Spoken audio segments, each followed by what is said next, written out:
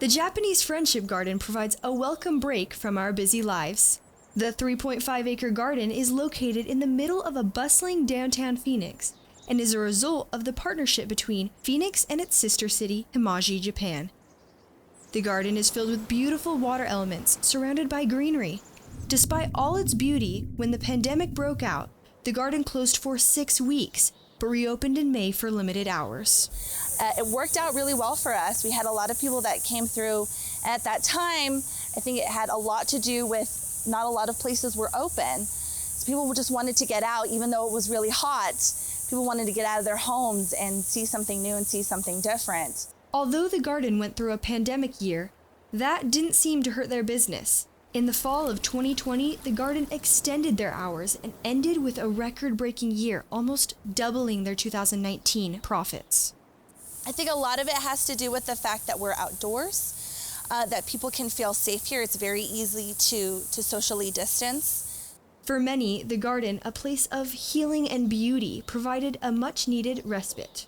From any point in the garden, it's very difficult to see the rest of downtown. It's so well designed. So it provided that kind of escape for people who I think were looking to escape such a difficult year.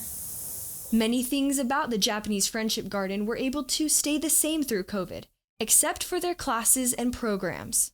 They reduced and socially distanced the capacity of classes like ikebana, bonsai, tai chi, and meditation. Programs like the tea ceremony were even halted. The ceremony is a very unique art form that may be hard to find anywhere else in the state. And it is a contemplative, meditative act of drinking tea, being very present in the moment, and just appreciating that opportunity to be still. Coleman is excited for the garden's future and their plans to keep the momentum going. The garden expects to start offering the tea ceremony again on October 16th. Unlike the Japanese Friendship Garden, the city of Phoenix restricted the reopening of many of its venues and museums. One of these being the Pueblo Grande Museum, located just a few minutes away by freeway. The museum reopened in July of 2021. Most of the museum's exhibits are located outside, making summer their slowest season, even when there is no pandemic. And so it was really a good time for us to open so that slowly people could come back in and we wouldn't be overrun as we figured out how to work with the limitations that we have because of COVID.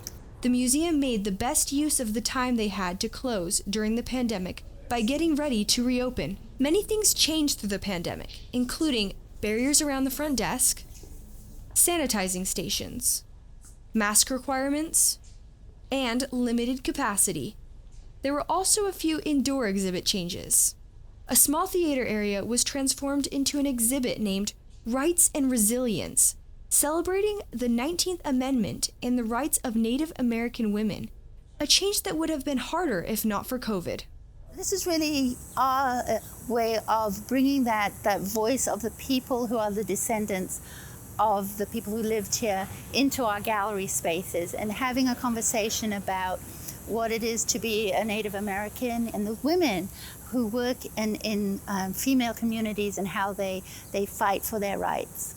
The exhibit also features a virtual program that can be found on YouTube or on the museum's website. The program was released because the museum was closed during the pandemic. The video that was previously shown in the small theater was relocated to the main gallery and now plays on repeat with closed captioning. When creating the new exhibit, the museum worked very closely with the Native American community to create a balance between history and the Native perspective. The museum was built next to a preserved site to interpret the Hu'ugan people, who occupied the area thousands of years before. What I see our future being is to more closely align with our descendant communities, the Salt River Pima Maricopa Indian community and the Gila River Indian community. We want to tell their stories. We want them to come in and tell their own stories. The Pueblo Grande Museum is excited to finally be open to the public again. For both venues, the pandemic provided opportunities that did not go to waste.